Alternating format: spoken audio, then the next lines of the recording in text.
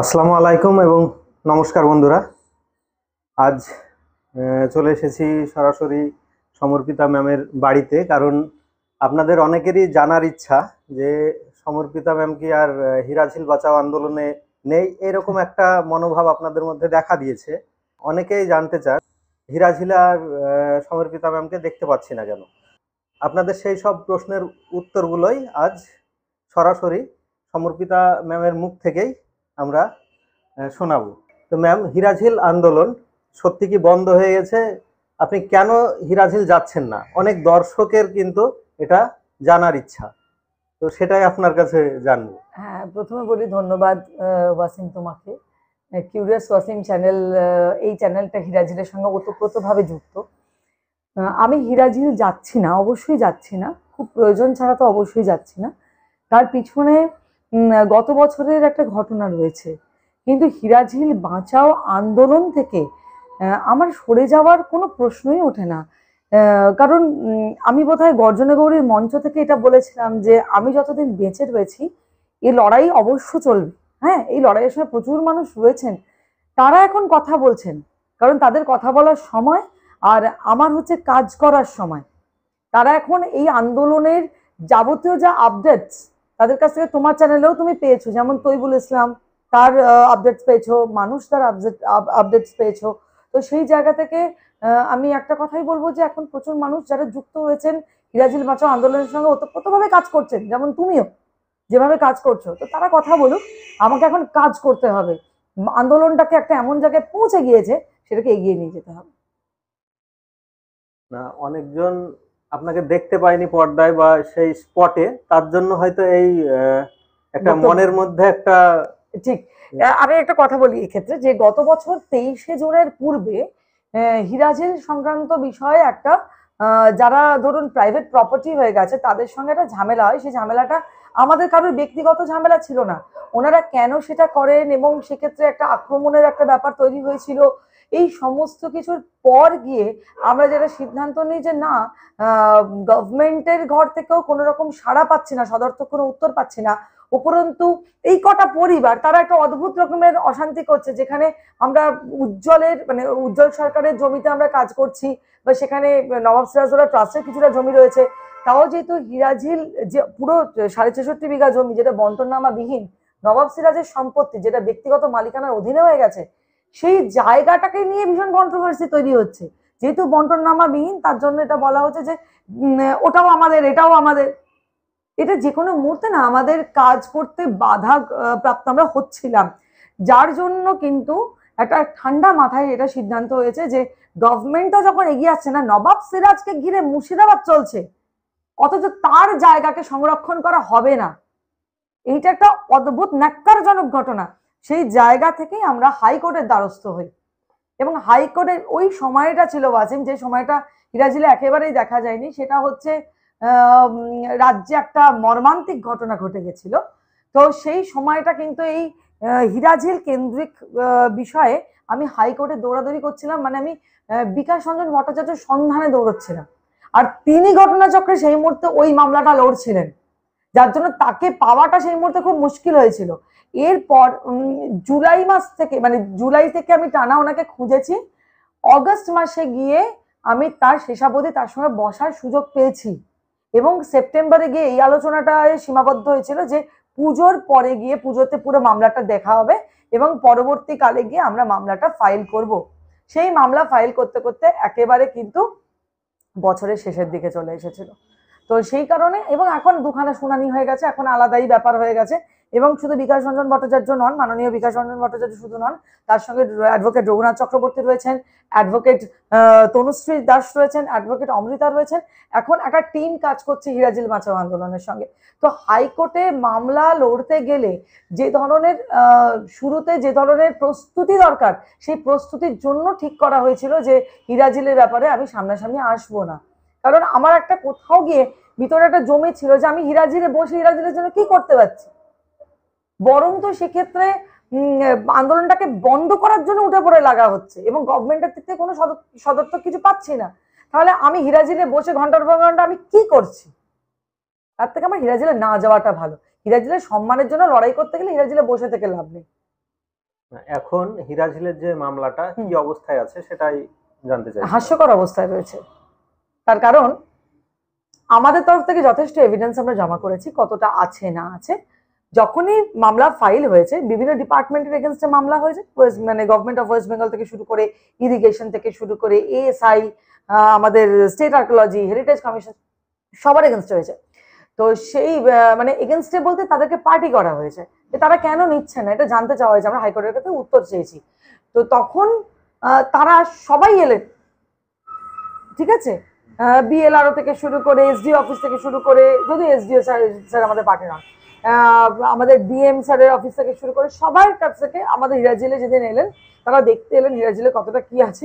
সেই প্রথম সবার পদার্পণ, মানে টানা এত বছর আন্দোলনের পর শুধুমাত্র এসডিও স্যার ছাড়া আর জয়েন্ট বিডিও ছাড়া আর কেউ আসেননি, ঠিক আছে। তো সেক্ষেত্রে তিনি মানে তারা সকলে এলেন, এবং সেদিন আমি দেখাতে গেছিলাম, সেদিন ফিতে ফেলে মাপা হলো ইরিগেশন ডিপার্টমেন্ট থেকে যে 250 মিটারের অধিক এক্সিস্টিং প্যালেস দেখা যাচ্ছে মাটির উপরে। যেটা দেখা যাচ্ছে সেটা 250 মিটার, 250 মিটার, এবং এক্সটেন্ডেড যেটা মানে কিছুটা দূরে গিয়ে একটা পাঁচিল দেখা যাচ্ছে এরকম হচ্ছে, সেটা 500 550 মিটার ক্রস করে যাচ্ছে। এবং টোটাল এন্টায়ার জায়গাটা তৈরি হচ্ছে 10 বিঘা জমি, যেটাতে ছড়িয়ে ছিটিয়ে রয়েছে প্রাসাদটা। আমি তো খুব মানে ভালো লাগলো যে ফিতে ফেলে মাপা হয়েছে, আমার সামনে তো মাপা হলো। আমি চলে এলাম প্রথম দিন শুনানিতে, ওরা দাবি করলো যে এরকম কিছু নেই, কিছু নাথিং নাথিং মাই লর্ড বলে সেটা করলো। তো তখন আমাদের তরফ থেকে বলা হলো যে আছে। তখন চিফ জাস্টিস, মাননীয় চিফ জাস্টিস বললেন যে যতটুকু আছে সংরক্ষণ করতে হবে। উনি মহাবলীপুরমের এক্সাম্পল দিলেন ওনার স্টেটের। হ্যাঁ, তা আমাদের লজ্জা করছে যে মানে তিনি চিফ জাস্টিস মাননীয়, কিন্তু তার সামনে আমার স্টেটকে তুলে ধরতে আমার লজ্জা করছে, যে আমার স্টেট কিভাবে নিজের হিস্ট্রিকে মেরে দেওয়ার চেষ্টা করছে। আমার লজ্জা করছে, সত্যি কথা। আর চিফ জাস্টিস লড়াই করছেন। প্রথম দিন তো আমাদের কোনো মানে আমাদের বিকাশ রঞ্জন ভট্টাচার্য বাবু তিনি বললেন, মানে যেই মুহূর্তে অ্যাপিয়ার হলো তিনিই কথা বলছেন, মানে চিফ জাস্টিস মহাশয়। তো সেখান থেকে প্রথম দিন খুব সুন্দর একটা এন্ড হলো, এবং উনি কিন্তু বলে দিলেন, আমাদের উল্টো দিকে অ্যাডভোকেট জেনারেলের যারা জুনিয়র ছিলেন তাদেরকে বলে দিলেন যে আমি পরের দিন সদর্থক উত্তর চাই, কিভাবে সংরক্ষণ হবে সেটা চাই। পরের দিন আমরা গেছি, আমি জানি যে সদর্থক কোনো হবে কি ওরা বললো আমাদের একটু পড়তে সময় লাগবে, আমরা এটা সম্পর্কে বিশেষ কিছু জানি না। তারপরে পরের সপ্তাহে উনি শুনতে চেয়েছিলেন, পরের বৃহস্পতিবার আবার শুনানি হয়েছিল 6 তারিখে এই মাসের, মানে গত মাসে মার্চ মাসের 6 তারিখে। তো তখন ওনারা গিয়ে কি একই কথা, কিছু নেই এখানে মাই লর্ড। জিজ্ঞাসা করলেন মাননীয় চিফ জাস্টিস, জিজ্ঞাসা করলেন যে ওখানে কি একটা দেয়াল আছে, বললেন nothing nothing my lord, no it is not the wall. সরকারি পুরোটা তখন এদিক থেকে কিন্তু মাননীয় বিকাশ রঞ্জন ভট্টাচার্য কিন্তু শ্রদ্ধেয় বিকাশ রঞ্জন ভট্টাচার্য লড়াই করছেন। মানে সরকারি যিনি উকিল আছে তিনি বলতে চাইছেন সেখানে কিছু নেই, কিছু নেই, এগ্রিকালচারাল ফিল্ড আছে। মানে এগ্রিকালচারাল ফিল্ড বলতে আমরা বলি বা আমরা বুঝি তো ধান টান চাষটাস হচ্ছে। তা ওয়াসিম, এত বছরের তোমার অভিজ্ঞতা কি বলছে, মানে কখের ধান দেখে এসো তুমি আমাকে বলো। আমি তো সেরকম কিছু দেখিনি, আপনি যা দেখেছেন।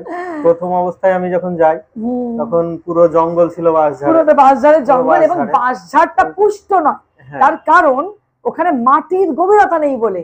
এবং সেদিন একটা দারুণ মানে ভিডিও শুট করেছে মানুষ বাংলা চ্যানেলে মানুষ দা, আমি দেখলাম তৈবুল ফিতা দিয়ে মাপছে যে কতটা পলি আছে, আমার দারুণ লেগেছে। হ্যাঁ, তুমিও ছিলে। তো সেটা আমার দারুণ মজার লেগেছে যে এটা একটা বিষয় বটেই। তার জন্য দ্বিতীয় দিনে মাননীয় চিফ জাস্টিস বললেন, এইটা রায় বেরিয়েছিল যে আমাদের জেলা শাসক মহাশয় যিনি রয়েছেন, আমাদের ডিএম এর তত্ত্বাবধানে স্টেট আর্কিওলজি এবং আর্কিওলজিক্যাল সার্ভে অফ ইন্ডিয়া, তার সঙ্গে পিটিশনার মানে আমাদের সিরাজদৌল্লা ট্রাস্টের একজন মেম্বার, তারা এই মিলে একটা টিম গঠন হয়েছে, যেটা তত্ত্বাবধানে থাকবে ডিএম, এবং তিনি তার তত্ত্বাবধানে এই সমীক্ষাটা হবে, যেখানে কতটা অংশ রয়েছে। এবং আজই তো তুমি আসার সময় দেখলে আমরা বোর্ডও বসিয়ে দিচ্ছি, কোথায় কোথায় হিস্ট্রির কি কি টুকরো রয়েছে। কতদিনের মধ্যে করতে? 6 সপ্তাহের মধ্যে, 6 সপ্তাহের মধ্যে নির্দেশ, 6 সপ্তাহের মধ্যে রিপোর্ট পেশ করতে হবে আদালতে। তো 6 তারিখ থেকে এখনো অব্দি তো 6 সপ্তাহ কমপ্লিট হয়নি। এর মধ্যে আশা করি মানে এই একটা অনুষ্ঠানের উৎসবের মৌসুম চলছে, 3 সপ্তাহ পার হয়ে গেছে, 3 সপ্তাহ পার হয়ে গেছে, উৎসবের মৌসুম চলছে। উৎসবের মৌসুমে পরেই আশা করি সমীক্ষার দল ঢুকবেন, এবং সেখানে আমাদের উপস্থিত থাকার কথা আছে। আমার কাজ হচ্ছে তাদের সহযোগিতা করা। আমি প্রত্যেকটা অংশ দেখিয়ে দেব, অবশ্যই প্রতিটা অংশ দেখিয়ে দেব।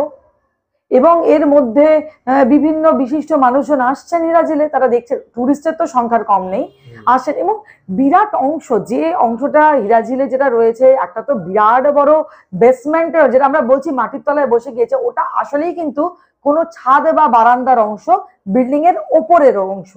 এবং খাঁচকাটা যে মুঘল আর্টের কারুকার্য করা বিরাট অংশটা রয়েছে প্রায় 230 মিটার, সেটা কোনোদিনও কারোর মাটির অংশ হতে পারে না, তার মানুষ তো হোঁচট খেয়ে পড়ে যাবে।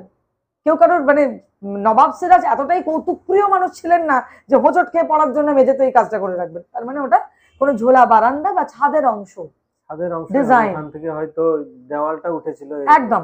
এবং যেটা যখন আমরা ঘাটের আগে যখন একবার খোঁড়ার চেষ্টা করেছিলাম কিছুটা অংশ দেখার জন্য, সেটা প্রায় 6 ফুট নিচ অব্দি আমরা দেখতে পাচ্ছি যে বিরাট বড় একটা অংশ চাতাল, সেটা আবার 10 ফুট নিচ অব্দি নদীর বরাবর নেমে গিয়েছে। এই অংশটা তো হলো একটা বিরাট অংশ। তার পাশে হচ্ছে দুদিকে দুখানা কর্নারে দুটো ঝুলন্ত অংশ রয়েছে। সেই ঝুলন্ত অংশটা হচ্ছে কোনো খিলান বা কোনো দেয়াল, খেজুর গাছ আর রয়েছে যেটা, এবং উল্টো দিকেও সেম জিনিসটা রয়েছে, যে জঙ্গল বলে বোঝা যাচ্ছে, যেখানে পাড়া বাঁধানোটা শুরু হচ্ছে। এবং হিরাজিলের ভিতরের অংশ যেটা, সেটা হচ্ছে যে বড় বড় ওয়াল দেখা যাচ্ছে এবং 4টে ঘর, যে ওটা, এটা একটু বুঝতে পারলেই মানুষ বুঝতে পারছে তাহলে এগুলো কি। আর একটা হাস্যকর কথা, নতুন ইতিহাস রচনা হচ্ছে হাইকোর্টে, সেটা আমাদের রাজ্য সরকারের পক্ষ থেকে, অসাধারণ একটা ইতিহাস। সেটা হচ্ছে যে 1758 সালে নাগাদ নাকি ইস্ট ইন্ডিয়া কোম্পানির পক্ষ থেকে দায়িত্ব নিয়ে হিরাজিল গুড়িয়ে দেওয়া হয়েছে, এবং তার বদলে তিনি একটা কথা বলেছেন, যুক্তিসঙ্গত কথা তিনি সাজিয়েছেন, যে আমাদের সঙ্গে যদি কেউ শত্রুতা করে তার এই পরিণতি হবে, সেটার এক্সাম্পল স্বরূপ নাকি হিরাজিল প্রাসাদ গুড়িয়ে দেওয়া হয়েছে। দায়িত্ব কে নিয়েছিল? East India company. আবার উনি বলেছেন ব্রিটিশ গভর্নমেন্ট না, ইস্ট ইন্ডিয়া কোম্পানি। মানে এখানে প্রমাণ করার চেষ্টা করেন উনি ইতিহাসে জানেন, তখন ইস্ট ইন্ডিয়া কোম্পানি ছিল, ব্রিটিশ গভর্নমেন্ট তখনও প্রতিষ্ঠা হয়নি, তাই তাদের ঘাড়ে চাপলো। এবার আমি একটা ইতিহাস বলছি। 1758 সাল নাগাদ, মানে 1757 পলাশির যুদ্ধের পর, ইতিহাসটাও নাকি ইন্টারনেট থেকে সংগ্রহ, উনি ইন্টারনেট থেকে সংগ্রহ করতে পারছেন, আমি দেখতে চাই। এবং কারা দিয়েছে ইন্টারনেটে, যদি উনি দেখাতে পারেন, ওরা তো দেখাতেই পারেন, কোন একটা সাইট থেকে তো দেখেছেন বলছেন, আমি তাদের ইতিহাসটাকে চ্যালেঞ্জ করব, এবং এই ভুল ইতিহাসের জন্য কিন্তু আমি মামলা করতে পারি আবার, ঠিক আছে? তো ঘটনাটা হচ্ছে, প্রথমেই যেটা বলি, যে 1757 সালে পলাশির যুদ্ধ হয়। পলাশির যুদ্ধের পর মির্জাফর নিজে যখন ওখানে, রবার্ট ক্লাইভ তাকে হাত ধরে সিংহাসনে বসান, তার পরের দিন কিন্তু নবাব সিরাজের মৃত্যু হয়, হত্যা করা হয় তাকে। 2 তারিখ নাগাদ সম্ভবত তাকে বসানো হয়েছিল সিংহাসনে। তারপরে বেশ কিছুদিন মির্জাফর ওই প্রাসাদে ছিলেন। ওই প্রাসাদে থাকার পরে উনি বুঝেছিলেন যে এখানে থাকাটা আমার পক্ষে, মানে হয়তো উনি ভয় পেয়েছিলেন বা কিছু, কারণ সিরাজের তো, নবাব সিরাজের তো একটা বিরাট গাম্ভীর্য ছিল, সিংহস্বরূপ।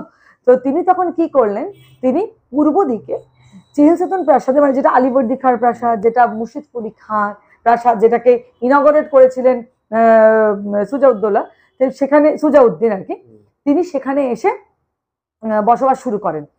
এবং চক মসজিদ, যেটা চক মসজিদ, হ্যাঁ, ওটা হচ্ছে চিহিলসেতন প্রাসাদ, সেখানে এসে বসবাস শুরু করেন।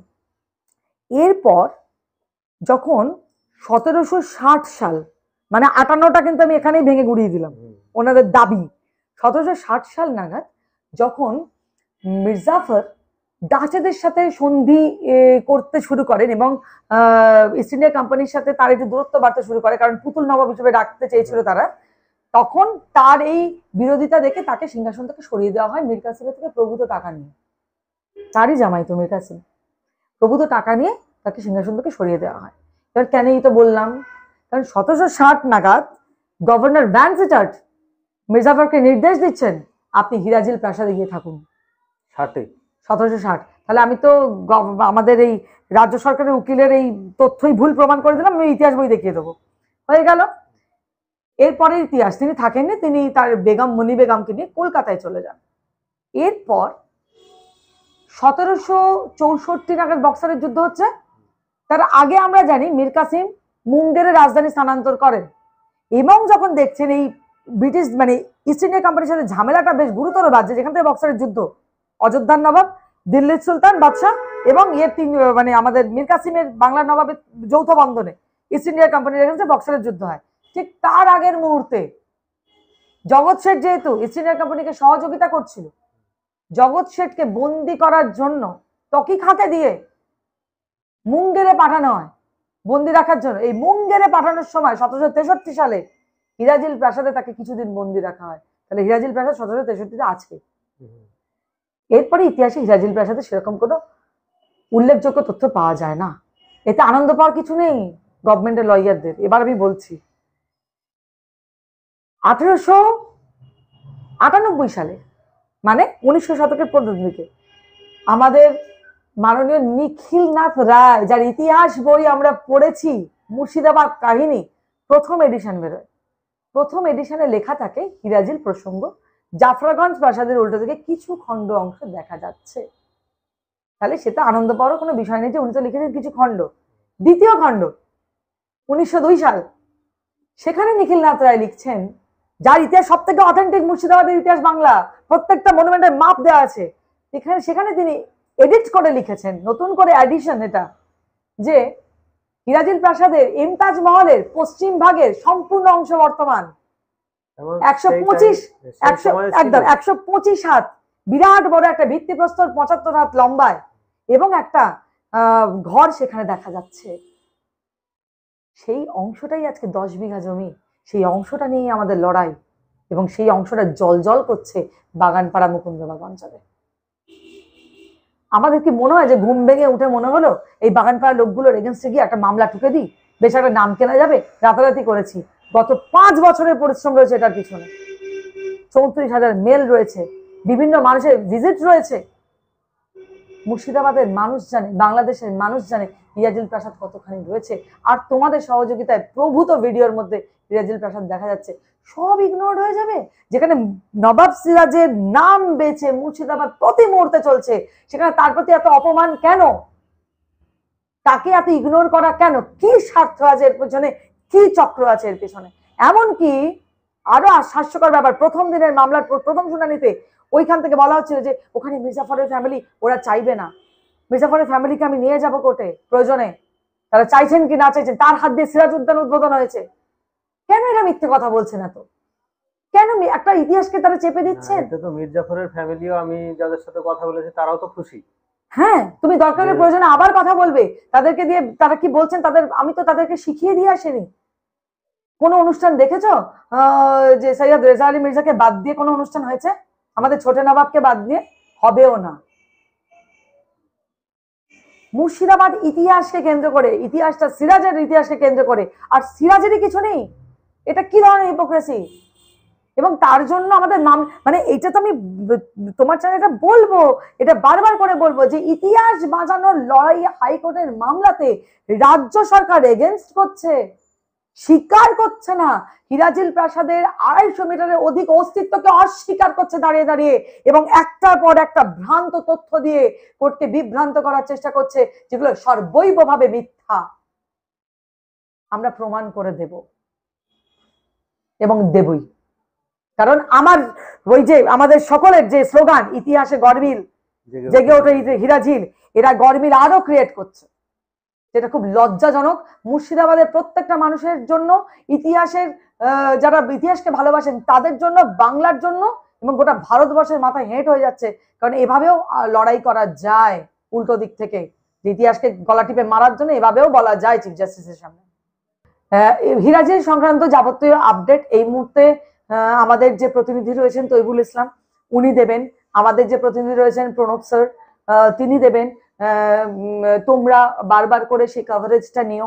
হয়তো আমি সবসময় ক্যামেরার সামনে আসতে পারবো না, কারণ এখন আমার ক্যামেরার সামনে বসে ডায়লগ দেওয়ার সময় নয়, এখন আমার কাজ করার সময়। তুমি আজকে ছুটে এসেছো, আমারও মনে হয়েছে যে মানুষজন হয়তো ভাবছেন, এবং মানুষজন কি ভাবলেন এটা না, কারণ আমার রক্তের ধারার মধ্যে নবাব সিরাজউদ্দৌলা বইছে, তো তার জন্য আমার প্রাণ যতদিন আছে আমি নবাব সিরাজের জন্য লড়াই করব, একদম লড়াই করব। আর আপডেটটা পাবেন, আপনারা সবাই পাবেন। এদের আমাদের নবাব সিরাজউদ্দৌলা স্মৃতি সুরক্ষা trust, Barasat academy of culture, বিভিন্ন ইউটিউব চ্যানেল, তাদের মধ্যে দিয়ে আপনারা আপডেট পেয়ে যাবেন। এবং আপনার সঙ্গে থাকলে আমরা জিতবই, এটা জিততেই হবে। আমরা রিকোয়েস্ট করেছিলাম, আমরা একটা আবেদন করেছিলাম, সেটাকে লড়াইয়ের পর্যায়ে নিয়ে যাওয়া হচ্ছে। আমরা কিন্তু কারোর এগেন্সে লড়াই করিনি। ওয়াসিম। আমরা কিন্তু কোর্টের লড়াইয়ের জন্য যাইনি যে আমাদের মানে এনাদের এগেনস্টে আমরা মামলা ঠুকেছি, এরকম কোনো ব্যাপার নেই, আমরা একটা আবেদন দিয়েছিলাম। তাহলে আপনারা বুঝতে পারলেন যে সমর্পিতা ম্যাম হিরাঝিল বাঁচাও আন্দোলন থেকে সরে যাননি, তিনি সক্রিয়ভাবে এখনো আছেন এবং তিনি আইনি দিকগুলো দেখাশোনা করছেন। আজকের মতো এই পর্যন্তই।